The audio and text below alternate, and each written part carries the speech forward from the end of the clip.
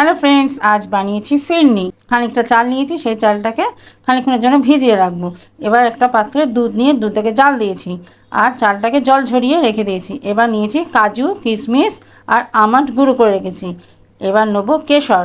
কেশরটাকে খানিকক্ষণ দুধে ভিজিয়ে রেখে দেবো কালার হওয়ার জন্য। তারপরে আমি একটা মিক্সির জারে চাল আর কাজু পেস্ট বানিয়ে নেবো, ঘন পেস্ট। এইবার দুধের মধ্যে ওই পেস্টটাকে ঢেলে দেবো, ঢেলে দিয়ে ভালো করে নাড়তে থাকো। তখন গ্যাসটাকে সিম করে দেবো। ভালো করে নেড়ে চেড়ে নেওয়ার পর এবার আমি পরিমাণ মতো চিনি দেবো। চিনি দেওয়ার পর ওর মধ্যে আমি গুঁড়ো করে এলাচ দিয়ে দেবো আর দেবো 1 চামচে ঘি স্বাদের জন্য। এরপর কেশরটা দিয়ে দেবো, দিয়ে ভালো করে নাড়াচাড়া করে কিশমিশ দিয়ে এবার আমন্ডগুলো ছড়িয়ে দেবো।